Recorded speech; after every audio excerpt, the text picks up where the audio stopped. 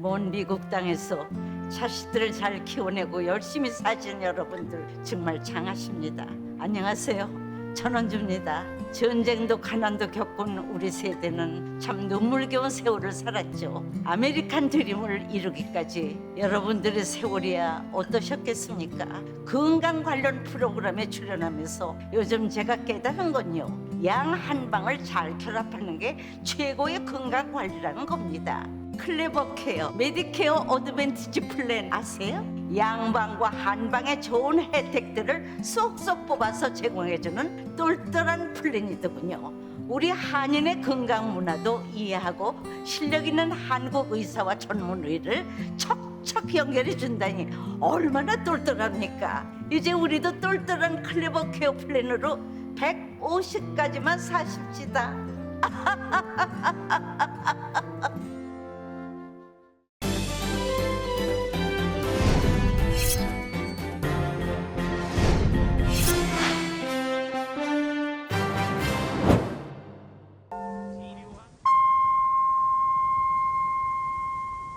새로운 계절 가을, 행복하고 좋은 일들만 가득하시길 라디오 서울이 응원합니다.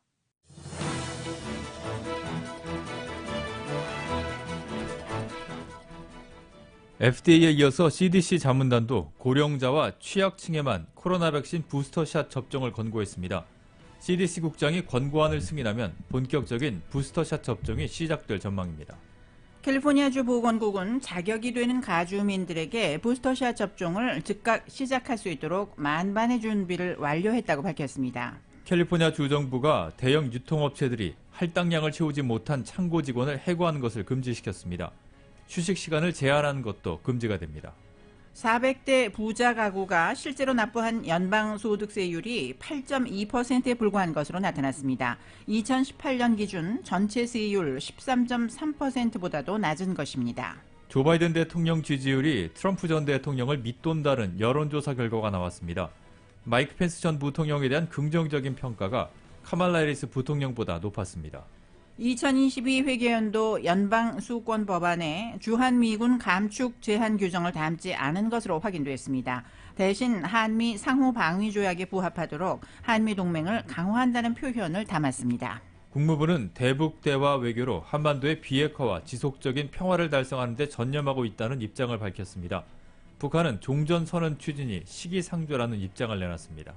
문재인 대통령은 북한도 결국 대화와 외교의 길로 나올 것이라고 말했습니다. 북한 비핵화와 평화 협상은 투 트랙으로 가야 한다며 4자 종전선언을 다시 한번 강조했습니다.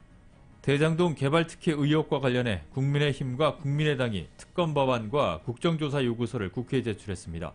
민주당은 불필요한 요구라며 일축했습니다.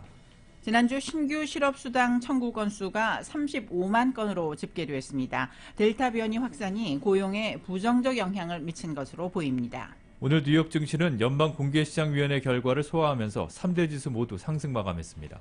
LA 지역 오늘 밤과 내일 맑거나 곳에 따라 구름끼는 날씨 보이겠습니다. 밤 최저 62도가량 되겠고 내일 낮 최고 기온은 78도에서 81도의 분포가 예상됩니다.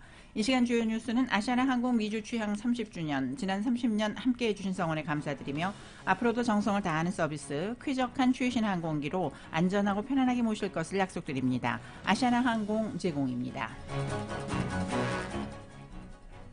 여러분 안녕하십니까? 김미회입니다. 안녕하십니까? 임승찬입니다. 9월 23일 목요일 라디오 서울 이브닝 뉴스 1부 시작하겠습니다.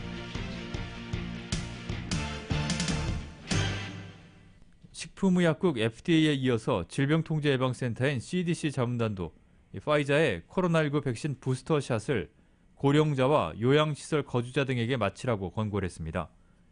CDC의 자문기구인 예방접종자문위원회는 오늘 표결을 통해서 이같이 결정했습니다. 예방접종자문위원회는 65세 이상 고령자와 장기 요양시설에 거주자는 FDA의 긴급 사용 승인에 따라서 최초 접종이 완료된 뒤 최소 6개월 뒤에 파이자 바이오엔테크의 코로나19 백신 부스터샷을 1회 맞을 것을 권고한다는 안건을 두고 표결에 붙여서 만장일치로 찬성했습니다. 또 기저질환이 있는 50에서 64세의 사람들에게 파이자 백신 부스터샷 1회 접종을 권고한다는 안건도 표결에 붙여서 찬성 13대 반대 2로 통과시켰습니다. 예방접종 자문위원회가 부스터샷 접종을 권고함에 따라서 로셰 월렌스키 CDC 국장이 이 권고를 승인하면 전국에서는 본격적으로 부스터샷 접종이 시작될 전망입니다. 미국 제약사 노바백스가 세계보건기구에 자사의 코로나19 백신의 긴급 사용 승인을 신청했다고 로이터 통신 등이 보도했습니다. 오늘 노바백스는 보도자료를 통해 사업 파트너인 인도 백신 제조사 세럼 인스티튜트와 함께 자사 백신의 긴급 사용 목록 등재를 위해 WHO에 규정 심사를 요청했다고 밝혔습니다.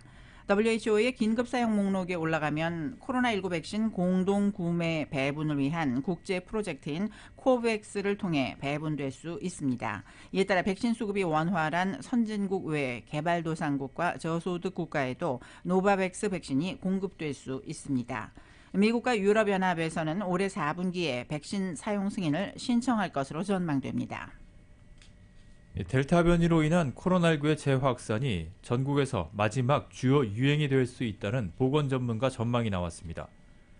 스캇 고트리브 전 FDA 국장은 오늘 CNN에 출연을 해서 백신 접종으로 형성된 기존의 면역을 뚫는 변이처럼 예기치 못한 일이 벌어지지 않는다고 가정을 하면 델타 변이로 인한 유행이 마지막 주요 감염 유행이 될 것이라고 말했습니다.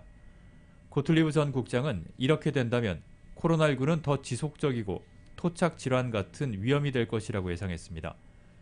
그는 백신 접종과 감염으로 확보된 면역이 이런 가능성을 뒷받침한다면서 그래도 안전망을 구축하려면 백신 접종률이 약 80에서 85%에 도달할 때까지 더 높아져야 한다고 지적했습니다. 고트리브 전 국장은 코로나19가 토착 질환으로 정착할 경우 기본적으로 제2의 계절적 독감 패턴이 되겠지만 독감보다는 아마도 더 많은 질병을 일으키는 질환이 될 것이라고 내다봤습니다. 그러면서 문제는 코로나19와 독감이 한꺼번에 유행하면 이 두 병원체로 인한 누적 사망과 질환이 사회가 감당하기에는 너무 많게 될 것이라며 우려했습니다. FDA에 이어서 CDC 예방접종자문위원회도 오늘 고령자와 요양시설 거주자, 기저질환이 있는 주민들에게 화이자 백신 부스터를 투여하도록 권고한 가운데 캘리포니아주 보건국은 자격이 되는 가주민들에게 부스터 접종을 즉각 시작할 수 있도록 만반의 준비를 완료했습니다. 부스터 접종 예약은 내일부터 가능할 전망입니다. 정현호 기자가 전해드립니다. FDA와 CDC 예방접종자문위원회가 잇따라 65세 이상 고령자와 기저질환자에 대한 화이자 부스터 접종을 권고하면서 가주정부도 부스터 접종 준비를 서두르고 있습니다. 주 보건국은 자격이 되는 모든 주민들에게 부스터 접종을 즉각 시작할 수 있도록 준비를 완료했습니다. 주정부는 가주의 접종 예약 사이트인 myturn.ca.gov 플랫폼을 통해서 가주민들이 거주지 인근의 백신 접종소를 찾아가거나 예약할 수 있도록 부스터 자격 검증과 예약 기능을 시작할 준비를 갖춘 상태입니다. 이 사이트는 또 부스터 자격을 갖춘 가주민들에게 문자 메시지 알림을 보낼 계획입니다. 23일 열린 브리핑에서 바바라 페러 LA 카운티 보건국장은 24일에는 myturn.ca.gov 사이트가 주민들의 부스터 접종 예약을 위해서 오픈될 것이라고 밝혔습니다. 지역 클리닉과 약국은 자체 시스템을 통해 부스터 접종 예약을 받게 됩니다. 부스터 접종소에는 화이자 백신을 2차례 받았다는 백신 증명서와 기저질환이 있는 주민들의 경우 병원 기록 등을 소지하면 됩니다.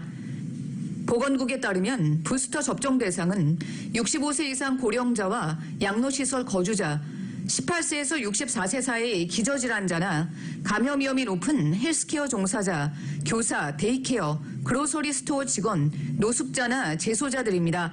The ACIP voted to recommend that third doses should be administered at least 6 months after the last dose of a 2-dose Pfizer series in adults 65 and over, residents of long-term care facilities, people 50 to 64 with underlying medical conditions, and people 18 to 49 with underlying medical conditions based on individual benefit and risk. 가주에는 65세 미만 고령자가 650만 명 정도로 추산되는데 이 가운데 대다수는 화이자 접종을 받은 주민들입니다.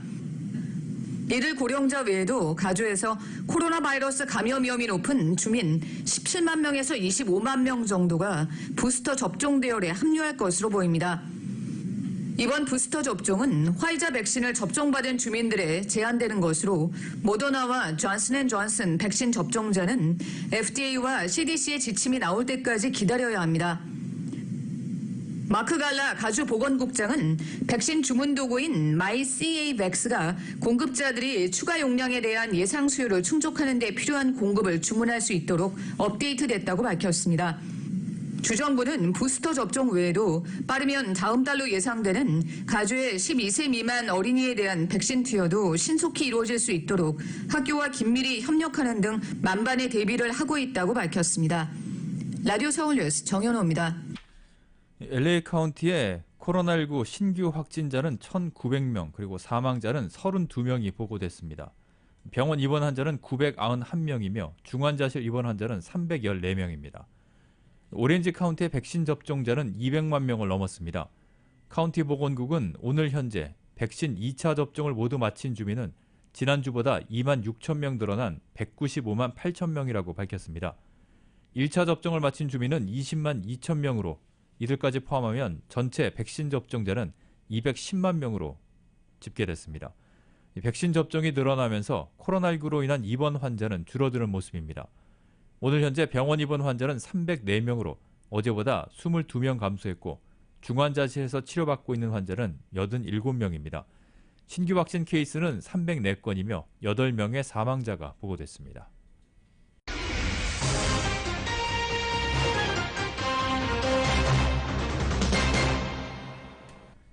캘리포니아 주정부가 전국에서 최초로 대형 유통업체들이 업무 할당량을 채우지 못한 창고 직원 근로자들을 해고하는 것을 금지했습니다.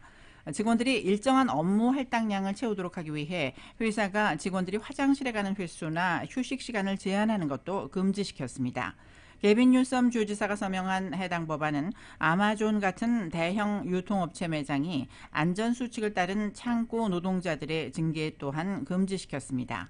이 법안에는 창고 노동자들이 회사 측이 과도한 업무 할당량을 직원에게 지시하는 것을 중단하도록 회사 측을 상대로 소송을 제기할 수 있도록 허용하는 내용도 담겨 있습니다.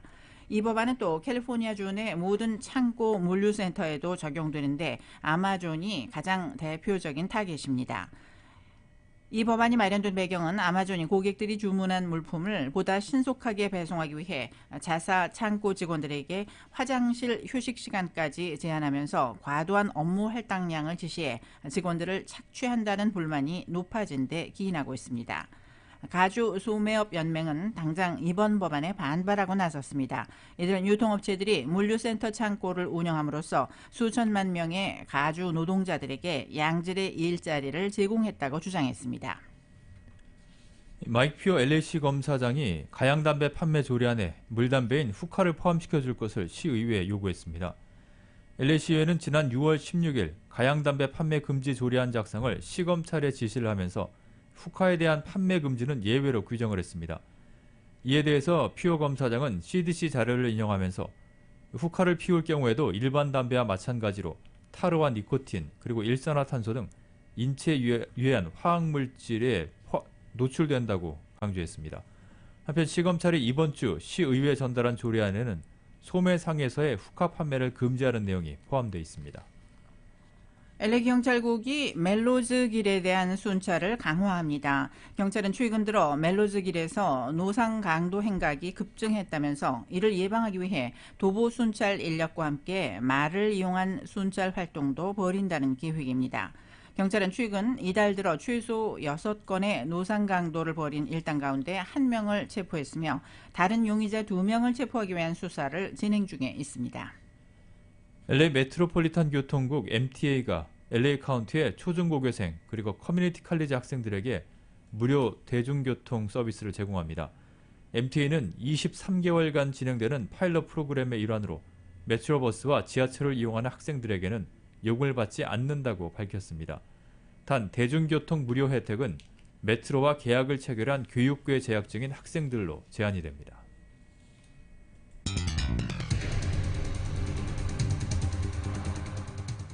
라디오 서울 이브닝 뉴스 1부 이 시간은 LA와 가든그로브 두 곳에서 모시는 금강안경 검안과 1250만 불 교통사고 최고보상 교통사고 전문 천재 변호사 리차드 호프만, 빛으로 태어나는 당신은 카후나 미인, 100% 근적외선 마스크는 카후나뿐입니다.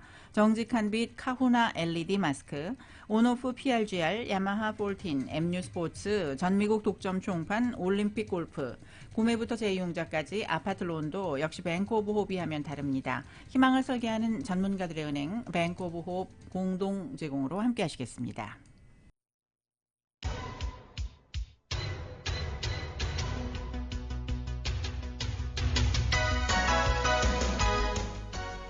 다섯 시 17분 조금 지나고 있습니다. 라디오 서울 이브닝 뉴스 이 시간 교통 상황 잠시 살펴보겠습니다. 710번 프리 노스 방면입니다. 플로럴 드라이브 구간부터 60번 이스트 만나는 구간까지 정체가 점점 심해지는 모습입니다. 10번 프리웨이 이스트 방면도 페어팩스 에비뉴 구간부터는 10마일대로 속도 떨어지면서 샌피드로 스트리트까지 정체 심한 편이고, 샌피드로 스트리트부터 나오미 스트리트 구간까지도 20마일 정도로밖에는 움직이지 못하고 있습니다. 101번 사우스 방면 선셋 블루버드 구간부터 속도 뚝 떨어지기 시작하고 있습니다. 실버레이크 블루버드까지는 거북이 걸음으로 거의 서 있다시피 한 형편이고, 벤튼웨이 구간부터는 15마일부터 20마일 정도로밖에는 움직이지 못하고 있습니다. 이 밖에 교통 위험 신호 켜져 있는 구간들이 있습니다. 10번 프리웨이 이스트 방면 라시네가 블루버드 구간, 그리고 101번 프리웨이 노스 방면 랭커신 블루버드, 710번 프리웨이 사우스 방면과 91번 프리웨이가 만나는 구간에는 히트앤런 사고로 인한 추돌 사고 발생했습니다. 끝까지 안전 운행하시기 바랍니다. 교통 상황이었습니다. 네, 이브닝 뉴스 1부 미국 소식입니다.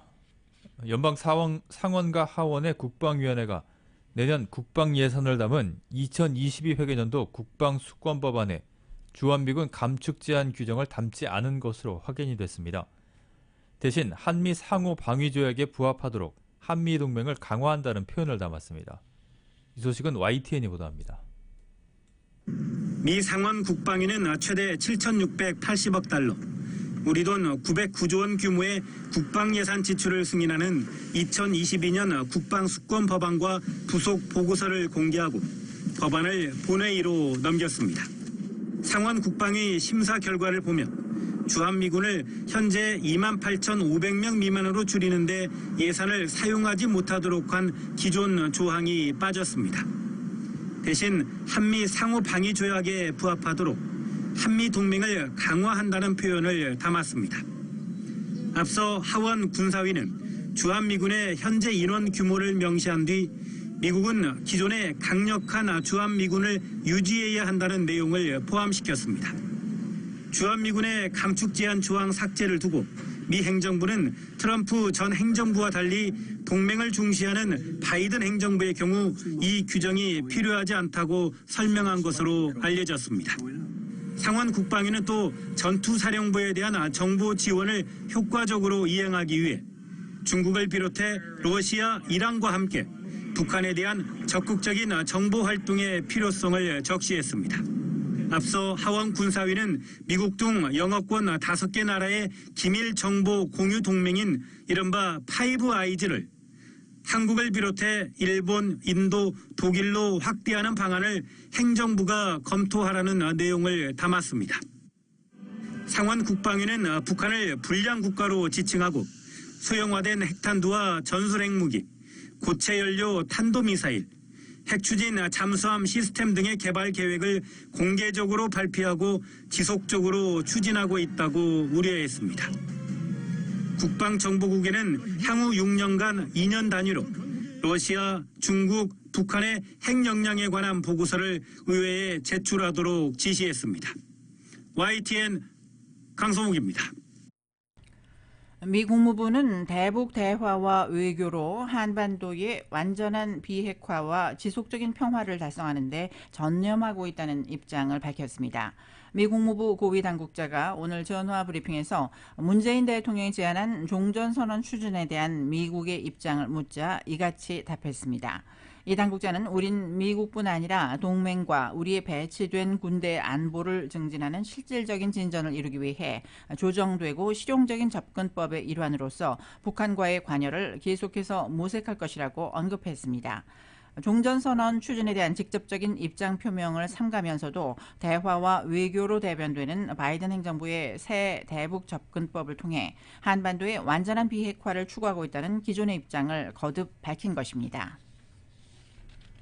북한이 최근 문재인 대통령이 유엔 총회에서 제안한 종전선언 추진에 시기상조란 대답을 나눴습니다. 리태성 외무상 부상은 조선중앙통신을 통해 낸 담화에서 재반 사실은 아직은 종전을 선언할 때가 아니라는 것을 입증해주고 있다며 자신들을 둘러싼 정치적 환경이 달라지지 않고 미국의 적대시 정책이 바뀌지 않는 한 종전을 10번 선언한다 해도 달라질 것은 하나도 없다고 강조했습니다. 리 부상은 종전선언이 현 시점에서 한반도 정세 안정에 전혀 도움이 되지 않으며 미국의 적대시 정책을 은폐하기 위한 연막으로 잘못 이용될 수 있다고 주장했습니다. 토니 블링컨 국무장관이 오늘 물론 우리는 리비아, 버마, 이란 핵 프로그램, 북한, 시리아와 같은 아주 중요한 현안들에 대해 관여할 기회를 가져왔다고 말했습니다. 블링컨 장관은 오늘 오후 뉴욕 롯데 뉴욕 팰리스 호텔에서 기자회견을 열고 미국의 다자주의 외교 노력을 부각하면서 이같이 밝혔습니다. 또 미국은 동맹과 파트너십에 다시 활력을 불어넣기 위해 단호한 노력을 기울이고 있으며 동아시아의 우리 동맹들 방어는 물론 나토와의 흔들림 없는 동맹도 재확인했다고 강조했습니다. 유엔 총회를 계기로 뉴욕을 방문 중인 블링컨 장관은 코로나19든 기후변화든 그 밖에 우리가 이번 주에 논의한 수많은 다른 문제 등 간에 국제사회는 현 도전 과제들에 잘 대처하고 있다며 미국이 나서서 관여하고 주도하는 것은 매우 중요하다고 말했습니다.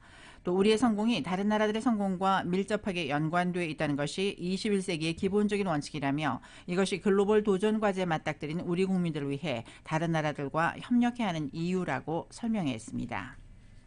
브래드 셔먼 하원 의원이 발의한 한반도 평화 법안에 지지 서명한 의원이 20명을 넘었습니다. 한인 유권자 단체인 민주참여 포럼에 따르면 민주당 소속의 라울 그리알바, 마크 드노쉐, 제니스 셰코우스키 하원 의원이 최근 이 법안에 지지 서명을 했습니다. 이로써 지난 5월 20일에 발의된 이 법안 서명자는 21명으로 늘어났습니다. 셔먼 의원의 한반도 평화 법안은 한국전쟁 종전선언과 평화협정 체결, 북미 연락사무소 설치 등을 담아 지금까지 의회에 제출된 한반도 관련 법안 가운데 가장 획기적인 내용을 담았다는 평가를 받고 있습니다.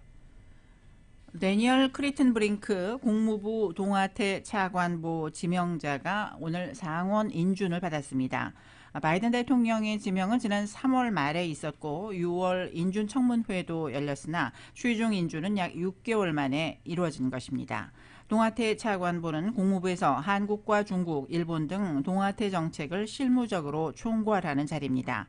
이번 인준으로 국무부 동아태국의 본격적 업무 수행이 가능해질 것으로 보입니다.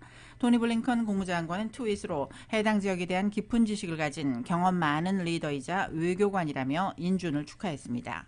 크리튼 브링크는 오바마 전 행정부 시절 백악관 국가안보회의인 NSC 아시아 선임 보좌관을 지내고 주중부대사를 역임하는 등 아시아 관련 분야에서 경력의 대부분을 쌓은 직업 외교관입니다.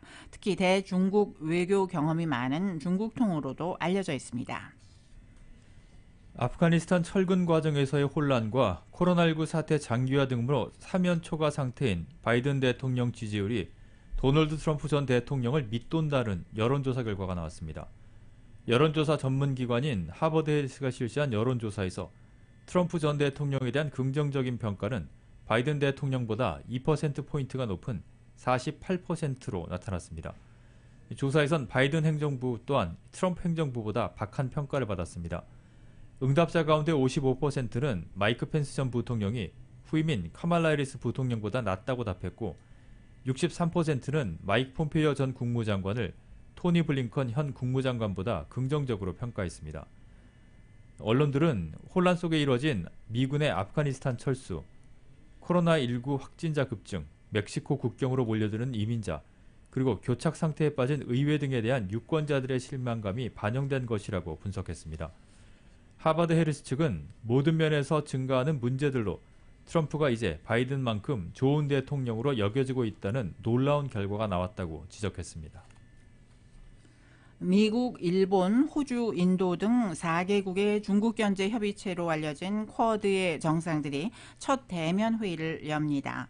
조 바이든 대통령은 내일 백악관에서 스가 요시히데 일본 총리, 스콧 모리슨 호주 총리, 나렌드라 모디 인도 총리와 회담할 예정입니다. 또 일본, 인도 총리와는 별도의 양자 회담도 예정된 것으로 알려졌습니다. 4개국 정상이 지난 3월 화상으로 대면식을 했지만 쿼드라는 이름으로 얼굴을 직접 맞대는 것은 이번이 처음입니다. 고위 당국자는 이와 관련해 코로나19 백신, 인프라, 기술이 주된 논의 대상이라고 설명했습니다. 이 당국자는 또 안보 문제가 정상회의의 초점이 아니라고 밝혔지만 군대가 아닌 기술, 인권 등을 고리로 중국을 협공하는 노력도 전개될 것으로 보입니다. 미국과 호주 그리고 영국의 삼각 안보 동맹인 오커스 발족으로 잠수함 계약을 허공에 날려버린 프랑스가 미국과 직접 만나서 해당 사안을 논의했습니다. 장이브 르드리앙 프랑스 외교부 장관은 오늘 이번 사태로 양국 간에 빚어진 위기에서 벗어나려면 시간이 걸리고 행동이 뒤따라야 할 것이라고 말했습니다. 르드리앙 장관은 뉴욕 유엔 본부 주재 프랑스 대표부에서 토니 블링컨 국무장관과 양자 회담을 마치고 배포한 성명에서 이같이 밝혔습니다. 르드리앙 장관은 블링컨 장관과 양국 간의 신뢰 회복을 목표로 하는 심층적 협의를 위한 주요 주제와 방식에 대해서 논의했다고 덧붙였습니다. 테네시주 슈퍼마켓에서 총격 사건으로 2명이 사망하고 최소 13명이 다치는 사고가 일어났습니다. 지역 언론에 따르면 오늘 낮 테네시주 콜리어빌 시에 위치한 마켓 크로거에서 총격 사건이 발생했다고 보도했습니다. 출동한 경찰은 현장에서 2명이 총격으로 숨진 사실을 확인했고 사망자 가운데 1명은 총격 용의자인 것으로 추정됩니다. 데일레인 콜리어빌 경찰서장은 사건 당시 여러 명이 사무실과 냉장고 안에 문을 닫아 걸고 숨어 있었으며 직원 1명은 지붕으로 대피했다가 구조됐다고 말했습니다. 텍사스의 IT 난민촌이 조 바이든 행정부의 추방 정책에 따라 14,000여 명에서 며칠 사이에 5,000명까지 규모가 줄었습니다. 미국의 IT 특사는 난민과 이민자에 대한 추방 결정이 비인간적이라고 공개하며 사임했고 백악관과 국무부는 추방이 아니라 법에 따른 조치라며 반박했습니다. YTN이 보도합니다. 멕시코와 국경을 나누는 리오 그란데강 옆의 미국 텍사스주 델리오입니다. 다리 아래가 난민 캠프가 만들어진 곳입니다. 주변에는 단속 차량이 장막을 치듯 경계를 서고 있습니다. IT 난민이 한때 14,000명에 달했지만 지금은 5,000여 명에 불과할 정도로 며칠 만에 크게 줄었습니다. 미국 국토안보부는 하루 전에도 1,400여 명을 IT로 돌려보냈고 3,000여 명을 이민자 수용시설로 보냈다고 밝혔습니다. 이 같은 바이든 행정부의 조치에 항의해 데니얼 푸트 미국 IT 특사가 사임했습니다. 푸트 특사는 미국의 추방 결정이 비인간적이고 역효과가 날 것이라고 서한을 통해 공개 항의했습니다. 이에 대해 백악관과 국무부는 재임시 문제 제기가 가능했는데도 하지 않았다고 비난했습니다. But I would note that Special Envoy Foote had ample opportunity to raise concerns about migration during his tenure. He never once did so. 또 IT 난민은 불법으로 국경을 넘은 것이어서 법에 따라 처리하는 것이지 추방이 아니라고 설명했습니다. 그러면서 비난을 촉발한 기마순찰대를 단속에 투입하지 않겠다고 밝혔습니다. 야당인 공화당은 바이든 정부의 잘못된 신호가 IT 난민을 끌어들였다고 비난했습니다. Their journey is a direct result of the Biden-Harris agenda that wants to grant them amnesty and a lifetime of government benefits. 특히 바이든 정부가 미국을 매일 위기로 몰아넣고 있다며 이번 IT 난민 문제를 아프간 철군에 이은 잇단 실패로 규정하면서 공세 수위를 높이고 있습니다. 워싱턴에서 YTN 강태욱입니다. 라디오 서울 이브닝 뉴스 잠시 후에는 한국 소식 전해드립니다.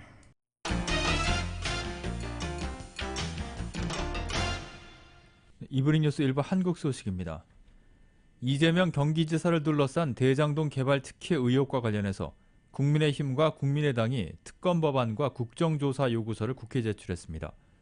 이에 민주당은 불필요한 요구를 하면서 일축한 가운데 이낙연 전 대표도 특검엔 반대했지만 이 지사를 향한 공세는 늦추지 않았습니다. YTN이 보도합니다. 국민의힘과 국민의당이 더불어민주당 대선 주자인 이재명 경기지사를 겨냥해 공조에 나섰습니다. 대장동 개발 특혜 의혹 관련 특별검사 도입 법안과 국정조사 요구서를 동시에 국회에 제출했습니다.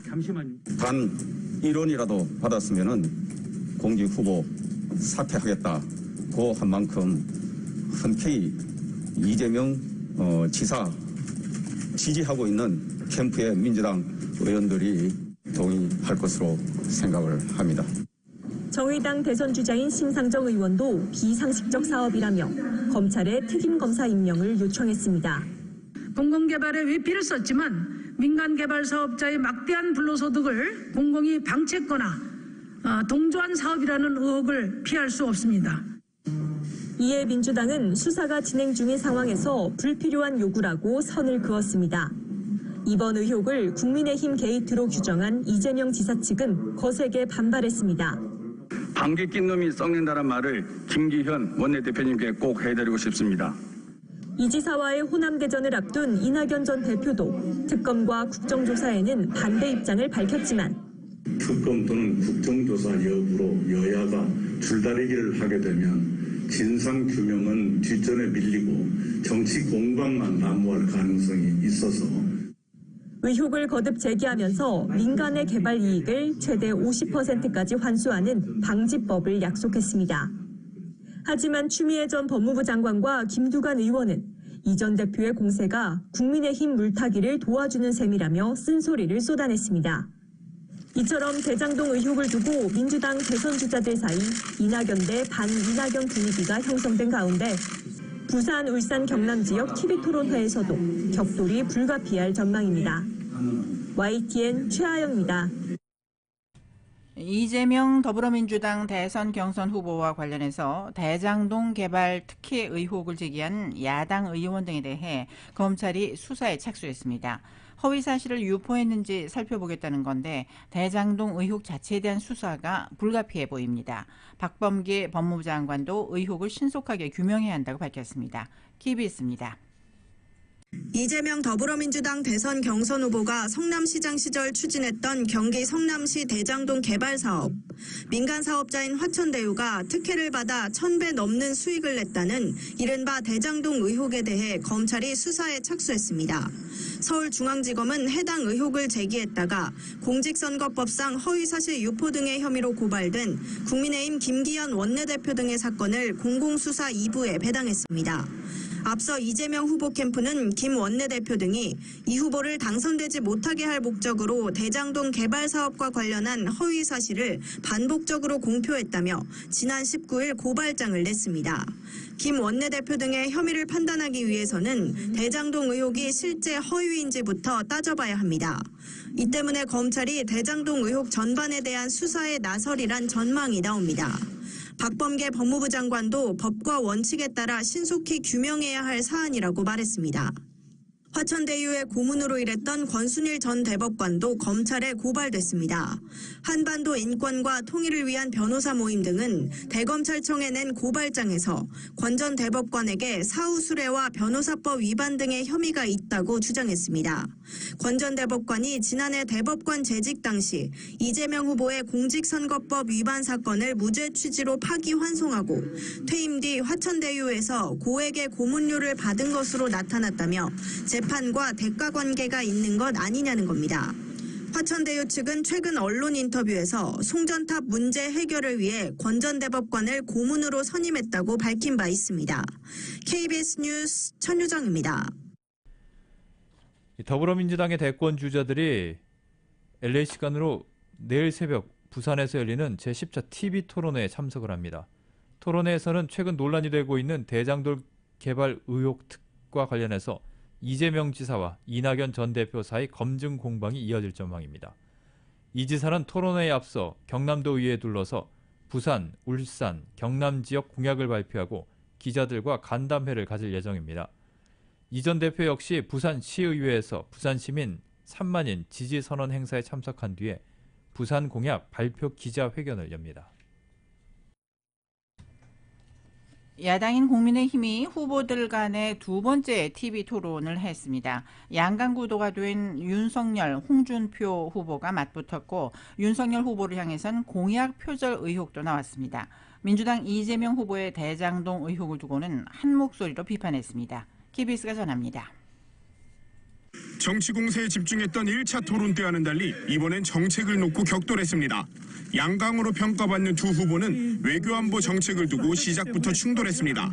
그 윤후보께서는 전략하고 전략핵을 지금 구분을 못하고 있어요. 그냥 그게 아니고 그 사이에 탑재하는 거는 또 탑재할 수 있고. 군복무자의 주택 청약 가점 5점을 주겠다는 공약 등에 대해 윤 후보는 표절 아니냐는 공격을 받기도 했습니다. 제가 7월 초에 이야기했던 공약하고 아니 숫자까지 똑같고 제가 표시 하나 안 틀리고 똑같지. 우리가 어느 후보분들도 제가 낸 공약 갖다 쓰시고 싶은 걸 얼마든지 쓰십시오. 코로나 회생 공약에서는 아마 제 공약이 제일 완벽한 것 같아서 고스란히 갖다 쓰신 것 같은데 맞습니까?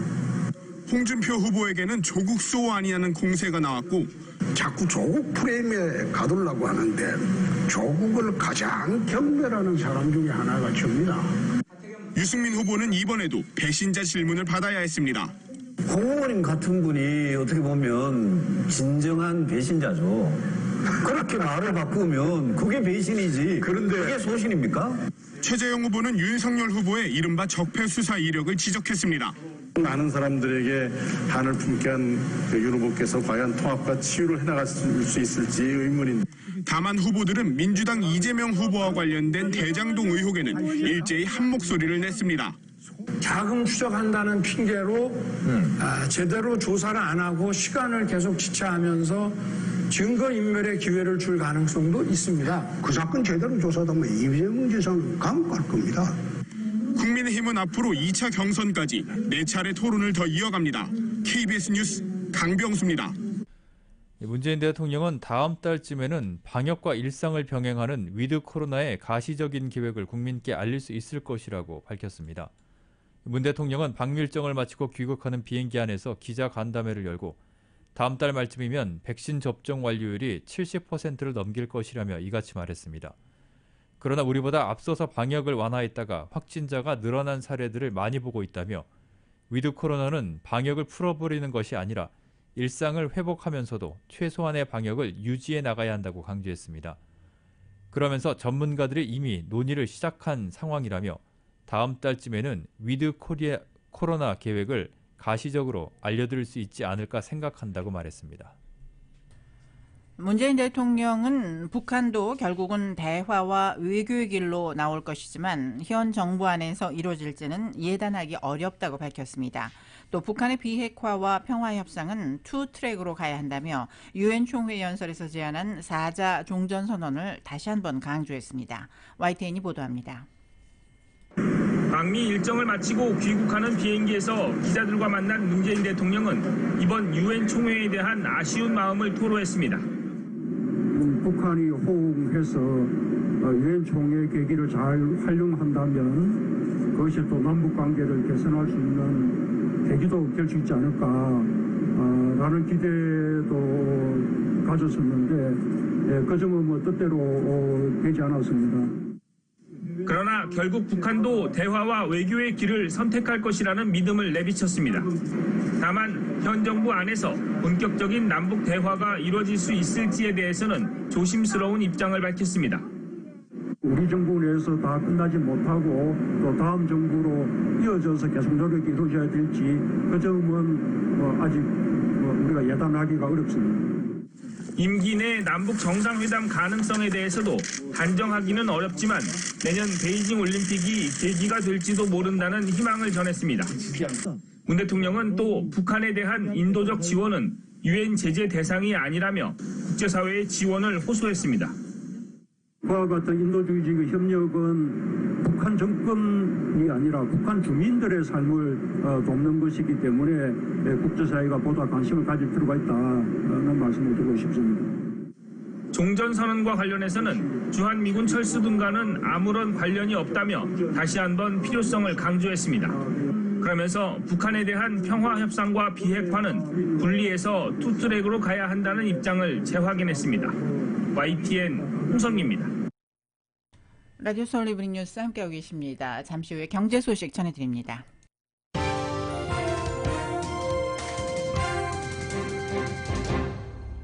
네, 이브닝 뉴스 1부 경제 소식입니다. 오늘 뉴욕 증시는 연방공개시장위원회 결과를 소화하면서 중국 헝다그룹에 대한 우려가 진정된 가운데 상승했습니다. 뉴욕 증권거래소에서 다우존스 산업평균지수는 어제보다 506.50포인트가 오른 34,764.82로 장을 마쳤습니다. S&P 500 지수는 53.34포인트가 상승한 4,448.98, 나스닥 지수는 155.40포인트 오른 15,052.24로 거래를 마감했습니다. 연방노동부가 지난주 신규 실업수당 청구 건수가 35만 1,000건으로 집계됐다고 밝혔습니다. 전주보다 16,000건 늘어나 2주 연속 증가세를 보이면서 최근 코로나19 사태 이후 최저치를 기록하며 개선되는 분위기와 다른 결과를 나타냈습니다. 월스트리트저널이 집계한 전문가 전망치도 32만 건이었습니다. 하지만 델타 변이의 확산이 고용에 부정적 영향을 미친 것으로 보입니다. 경제 전문 매체 마켓워치는 캘리포니아주에서 행정적으로 밀려있던 2만 4천여 건의 실업수당 청구가 한꺼번에 처리된 것도 통계에 영향을 미쳤을 것이라고 분석했습니다. 최소 2주간 실업수당을 청구하는 계속 실업수당 청구 건수도 전주보다 13만 1,000건 늘어난 284만 5천 건으로 집계됐습니다. 백악관과 상무부가 반도체 부족 대응을 위해 업계 관계자들이 참석한 회의를 소집했습니다. 백악관은 오늘 브리핑을 통해서 브라이언 디스 백악관 국가경제위원회 위원장과 지나 러먼드 상무장관이 회의를 주관하며 국제적 반도체 칩 부족 현상과 코로나19 델타 변이의 여파 등을 논의했다고 소개했습니다. 또 반도체 제조사와 구매업체 전반에서 투명성과 신뢰 증진과 관련한 업계의 진전에 대해서도 논의했다고 설명했습니다. 젠사키 백악관 대변인은 반도체 부족은 취임 후 바이든 대통령에게 최우선시돼 왔다고 강조했습니다. 블룸버그는 삼성전자와 세계 최대 반도체 위탁 생산 업체인 대만의 TSMC, 애플, 인텔, GM, 포드 등이 참석 명단에 있다고 전했고 백악관은 마이크로소프트와 다임러, BMW 등을 참석 업체로 거론했습니다. 이번 회의는 반도체 부족 사태와 관련해 백악관이 소집한 세 번째 회의입니다. 블룸버그는 상무부가 기업의 반도체 부족 사태와 관련한 투명성을 요구할 것이라면서 45일 내로 재고와 주문, 판매 등과 관련한 정보 제출을 요청할 것이라고 전했습니다. 하지만 반도체 부족 사태와 관련한 체계적 대응을 명분으로 기업들의 내부 정보를 요구하는 것인데 다수 기업은 난색을 보이고 있다고 덧붙였습니다. 미국의 400대 부자 가구가 실제로 납부한 연방 소득세율이 8.2%에 불과한 것으로 나타났습니다. 정치 전문 매체 더 힐에 따르면 백악관은 오늘 이들 400대 가구가 2010년부터 2018년까지 납부한 연방 소득세를 분석한 보고서를 공개했습니다. 이는 현재 소득세 최고 구간의 세율 37%보다 턱없이 낮은 수준이자 2018년 기준 미국인 전체 세율 13.3%보다도 낮은 것입니다. 소득 순위 400대 가구가 전체 납세자에서 차지하는 비중은 0.0002%입니다. 이들은 분석 대상 9년간 무려 1조 8천억 달러의 소득을 올렸습니다. 백악관은 최고 소득층의 실제 세율이 낮은 것은 자본이득과 배당금에 대한 낮은 세율, 투자소득에 대한 세금을 회피할 수 있는 능력에 기인한다고 봤습니다. 백악관은 이번 추산 결과는 다른 그룹이 추산한 결과보다 최고 소득 가구의 세율이 훨씬 낮게 나타났다고 밝혔습니다. 다만 백악관은 일반적으로 이런 분석을 할 때 포함하지 않는 미실현 자본이득을 소득으로 간주했습니다. 백악관의 이번 보고서는 바이든 대통령이 추진하는 사회복지성 예산 3조 5천억 달러 지출에 필요한 재원 마련을 위해 고소득자와 대기업의 세금을 인상하는 부자 증세를 추진하는 가운데 공개된 것입니다. 트위터가 이용자들이 좋아하는 크리에이터에게 후원금을 줄 때 비트코인을 쓸 수 있도록 허용하겠다고 밝혔습니다.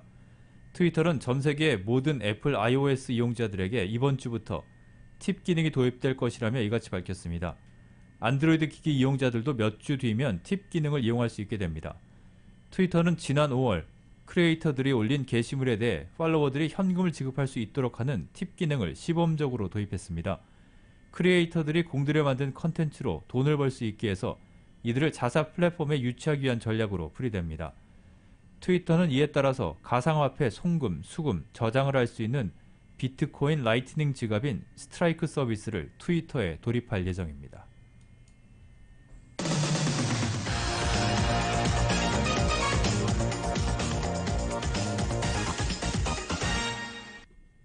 네, 이브닝 뉴스 스포츠 소식 종합합니다. 오늘 목요일입니다. Thursday Night Football 열리고 있는데요. 캐롤라이나 팬더스와 휴스턴 텍산스와의 경기 1쿼터 51초 남겨두고 있습니다. 캐롤라이나 팬더스가 현재 7대 0으로 앞서고 있습니다. 다음 메이저리그 소식입니다. 토니 라루사 감독이 이끄는 시카고 화이트삭스가 13년 만에 아메리칸 리그 중부지구 우승을 차지했습니다. 화이트삭스는 오늘 클리브랜드와의 더블헤더 1차전에서 7대 2로 이기면서 남은 경기에 관계없이 포스트시즌 진출과 함께 지구 우승을 결정졌습니다. 양팀 간의 더블헤더 2차전에서는 클리브랜드가 5대 3으로 승리했습니다. 샌디에고의 김하성 선수는 샌프란시스코 자이언츠와의 경기에서 7번 3루수로 선발 출장을 해서 4타수 2안타 2타점을 기록했습니다. 6회 시즌 7호 홈런을 터뜨렸고 연장 10회에는 희생번트를 성공시키면서 팀의 7대 6 승리에 기여를 했습니다. 세인트루이스 카디널스의 김광현 선수는 9일 만에 등판을 해서 무실점 역투로 역전승에 디딤돌을 놨습니다. 김광현은 미러키와의 경기에서 구원 등판에 2이닝 동안 볼넷 2개를 줬지만 실점 없이 임무를 마쳤고 세인트루이스는 8대 5로 승리를 거뒀습니다. LA 다저스도 10회 연장 끝에 콜로라도에 7대 5로 승리를 했고 시애틀은 오클랜드를 6대 5로 꺾었습니다.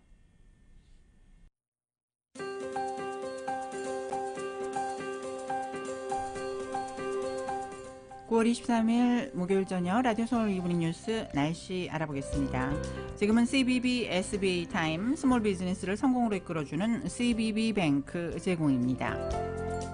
LA 지역 오늘 밤과 내일 맑거나 곳에 따라 구름 끼는 지역들이 대부분이겠습니다. 밤 최저 기온은 62도가량, 내일 낮 최고 기온은 오늘보다 3, 4도 이상 더 떨어진 78도에서 81도의 분포가 예상됩니다. 한편 주말인 토요일도 내일과 비슷한 기온 이어지겠고 일요일은 기온이 3, 4도 이상 더 내려가면서 선선한 주말이 예고되고 있습니다. 밸리와 인랜드 엠파이어 지역 내일 낮 최고 91도, 밤 최저 58도가량 되겠고 해안 지역은 내일 낮 최고 72도, 밤 최저 60도로 예상됩니다. 하와이 호놀룰루 오늘 오후 곳에 따라 구름 끼는 날씨 이어지고 있습니다. 밤 최저 75도, 내일은 역시 곳에 따라 구름 끼겠고 바람이 15마일에서 20마일 정도로 불겠습니다. 내일 낮 최고 기온 85도 가까이 되겠습니다. 한국 날씨입니다. 서울 아침에는 기온이 16, 7도로 내려가면서 서늘한데요. 한낮에는 기온이 섭씨 28도까지 올라가면서 일교차가 크게 벌어지고 있습니다. 전국적으로 오늘 내륙은 대체로 맑겠고 동해안 지역은 내일까지 비가 오락가락 하겠습니다. 날씨는 지금은 CBB SBA 타임 스몰 비즈니스를 성공으로 이끌어주는 CBB 뱅크 제공이었습니다. 라디오 서울 이브닝 뉴스 1부 전해드렸습니다. LA와 가든그로브 두 곳에서 모시는 금강안경 검안과 1250만 불 교통사고 최고보상 교통사고 전문 천재 변호사 리차드 호프만, 빛으로 태어나는 당신은 카후나 미인, 100% 근적외선 마스크는 카후나뿐입니다. 정직한 빛 카후나 LED 마스크, 온오프 PRGR, 야마하 14, MU 스포츠, 전미국 독점 총판, 올림픽 골프, 구매부터 재융자까지 아파트 론도 역시 뱅크 오브 호흡이 하면 다릅니다. 희망을 설계하는 전문가들의 은행 뱅크 오브 호흡 공동 제공이었습니다. 잠시 후 6시 라디오 서울 이브닝 뉴스 2부가 진행됩니다.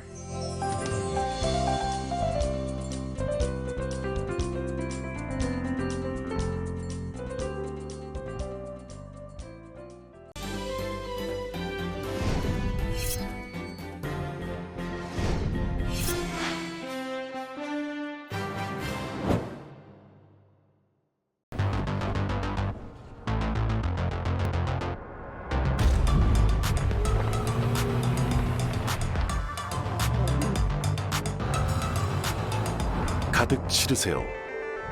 원하는 건 무엇이든 초대형 그림도 거뜬하죠. 언제나 기아 카니발 MPV는 자신있게 말합니다. 당신의 다음 도전은 무엇인가요? 기약 카니발 MPV